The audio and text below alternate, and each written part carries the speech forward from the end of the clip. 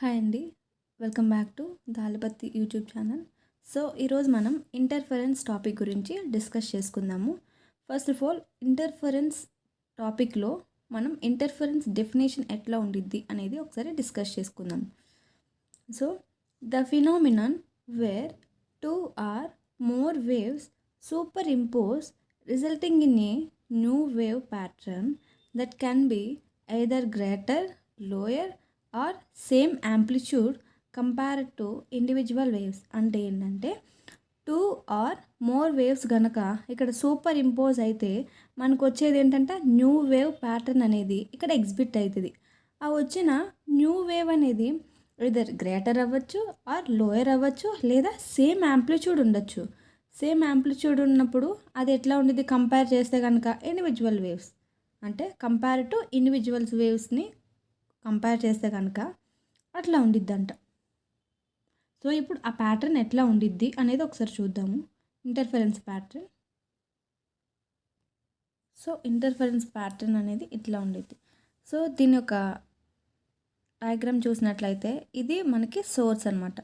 ఇప్పుడు ఈ సోర్స్ నుంచి మనం ఇట్లా లైట్ రేస్ అనేవి ఇన్సిడెంట్ చేసినప్పుడు ఇట్లా వేవ్స్ కింద ఫామ్ అవుతాయి.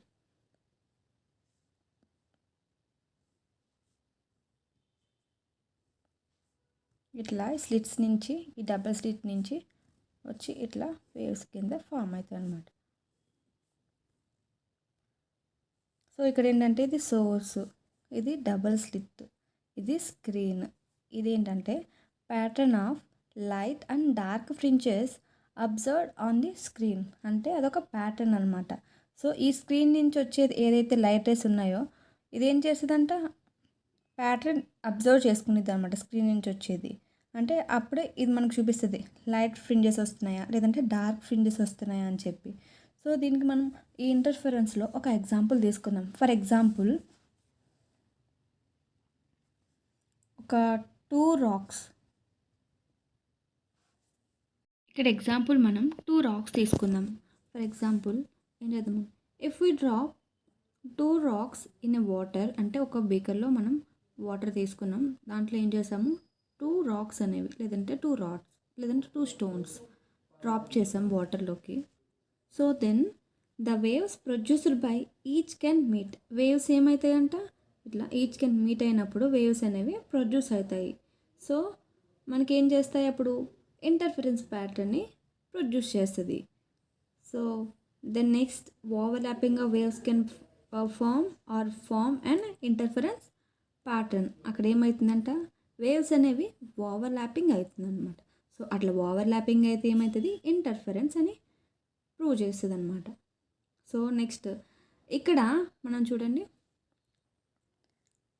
ఇక్కడ డబల్ స్లిట్స్ ఉన్నాయి కదా, ఇక్కడ each slit acts as source of waves అనమాట. అంటే ఈచ్ స్లిట్ ఎట్లా యాక్ట్ చేస్తుంది సోర్స్ ఆఫ్ వేవ్స్ కింద యాక్ట్ చేస్తుంది. So then waves from the two slits interfere constructively or destructively at the screen. ఇక్కడ కన్స్ట్రక్టివ్ అవ్వచ్చు లేదంటే డిస్ట్రక్టివ్ అవ్వచ్చు.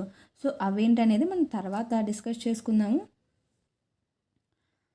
సో నెక్స్ట్ ఏంటంటే ఈ ఇంటర్ఫరెన్స్ ప్యాటర్న్ డైలీ లైఫ్లో ఎలా ఉంటుందో డిస్కస్ చేసుకుందాం.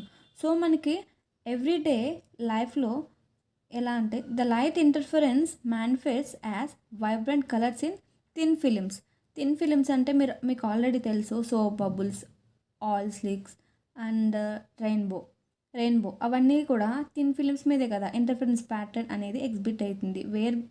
ఎట్లా ఎగ్జిబిట్ అవుతుంది వేరియస్ వైబ్రెంట్ కలర్స్ అనమాట ఇన్ థిన్ ఫిలిమ్స్ మీద. నెక్స్ట్ ఇంకా మీరు కొన్ని వాటి మీద కూడా అబ్జర్వ్ చేస్తుంటారు డైలీ లైఫ్లో. అవి ఏంటంటే CDs, DVDs all due to constructive and destructive interfere అనమాట. ఇక్కడ మనం థిన్ ఫిలిం ఇంటర్ఫరెన్స్ని అబ్జర్వ్ చేస్తే కనుక ఏమవుతుంది when light interacts with a thin film like soap bubble or layer of oil on water, some light reflects off the top surface. That means కొన్ని lights ఉంటాయి కదా, అవి ఏం చేస్తుందంట ఈ సోప్ బబుల్లో కానీ లేదంటే లేయర్ ఆఫ్ వాటర్లో టాప్ సర్ఫేస్ని ఏం చేస్తుంది, లైట్ అనేది రిఫ్లెక్ట్ చేస్తుంది అనమాట.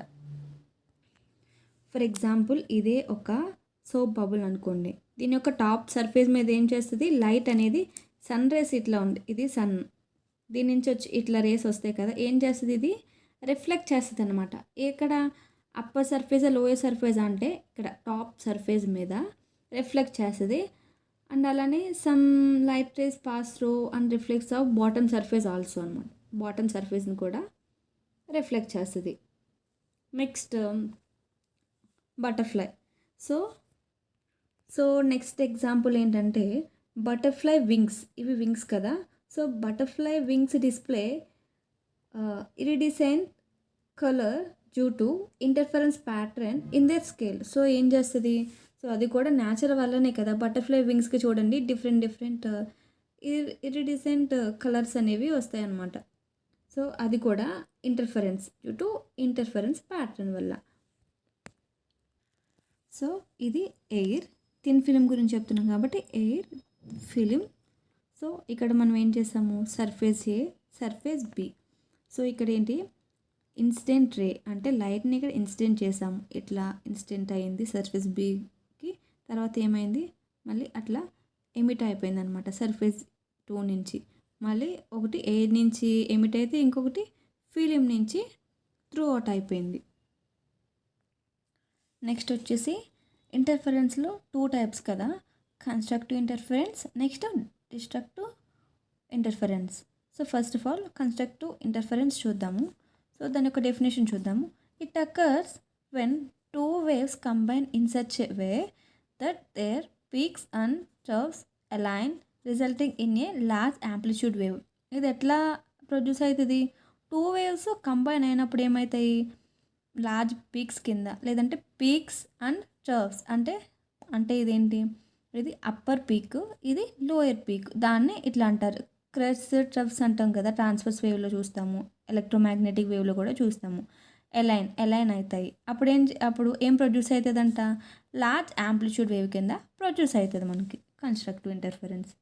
సో ఒకసారి మనం కన్స్ట్రక్టివ్ ఇంటర్ఫరెన్స్ యొక్క డయాగ్రామ్ చూద్దాం. సో ఇది మనకి ఇక్కడ కన్స్ట్రక్టివ్ ఇంటర్ఫరెన్స్ ప్యాటర్న్ అనమాట.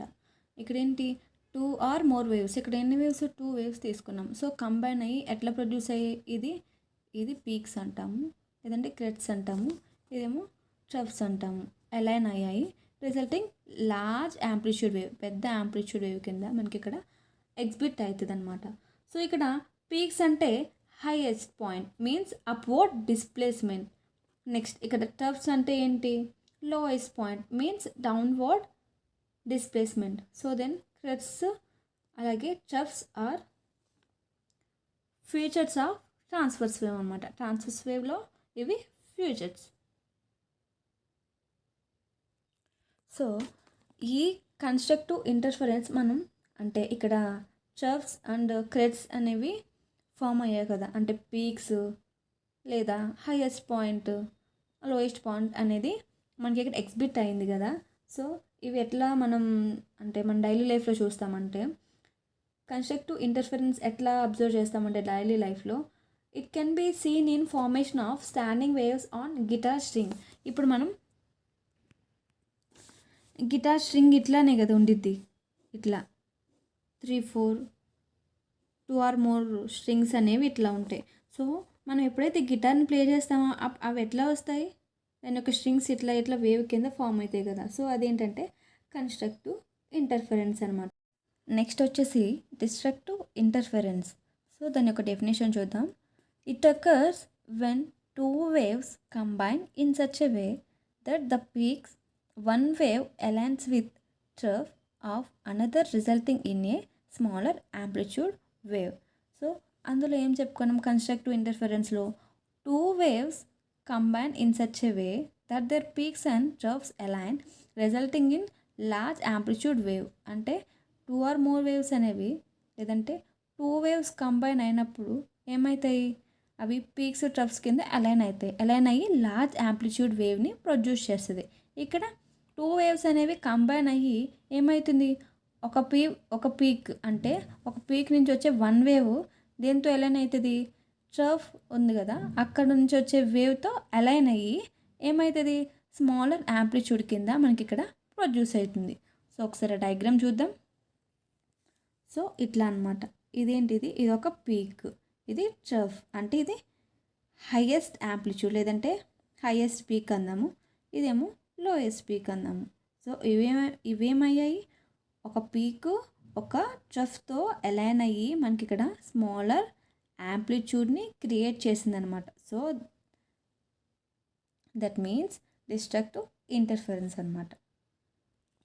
సో ఇక్కడ మనం డిస్ట్రక్టివ్ ఇంటర్ఫరెన్స్ అనేది డైలీ లైఫ్లో నార్మల్గా మనం ఎక్కడ అబ్జర్వ్ చేస్తామంటే, moving electrons and radio wave perform destructive interference. Moving electrons అంటే చూడండి, ఇప్పుడు ఫర్ ఎగ్జాంపుల్ ఇది ఒక ఆటమ్, దీంట్లో ఏముంటాయి, పాజిటివ్స్ ఉంటాయి, నెగిటివ్స్ ఉంటాయి, న్యూట్రాన్ కూడా ఉండిద్ది.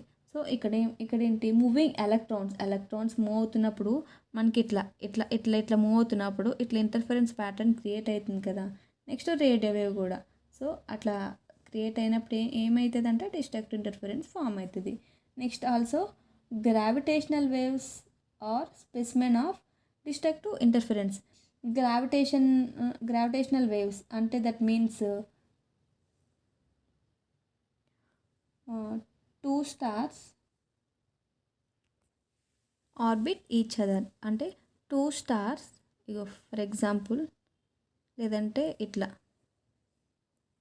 ఇవేవో టూ పార్టికల్స్ ఇట్లా తీసుకోండి, అవి ఏమయ్యాయి ఆర్బిట్ అంటే ఇట్లా ఈచ్ అదర్ ఇట్లా అయినప్పుడు దాన్ని గ్రావిటేషనల్ వేవ్స్ అని కూడా అంటారనమాట. మనకి ఇక్కడ డిస్ట్రక్టివ్ వేవ్ అనేది గ్రాఫికల్ రిప్రజెంటేషన్ అనమాట. ఇట్లా ఫామ్ అవుతుంది, ఇట్లా ఫామ్ అయ్యి స్మాలర్ యాంప్లిట్యూడ్ని ఎగ్జిబిట్ చేస్తుంది. నెక్స్ట్ ఇది కన్స్ట్రక్టివ్ ఇంటర్ఫరెన్స్ యొక్క గ్రాఫికల్ రిప్రజెంటేషన్ అనమాట, ఇట్లా ఫామ్ అవుతుంది. సో ఫైనల్లీ ఇది ఇంటర్ఫరెన్స్ ప్యాటర్న్ అండ్ అలాగే ఇంటర్ఫరెన్స్ యొక్క టైప్స్ అనమాట, కన్స్ట్రక్టివ్ ఆర్ డిస్ట్రక్టివ్ అనమాట. Thank you for watching this video and subscribe my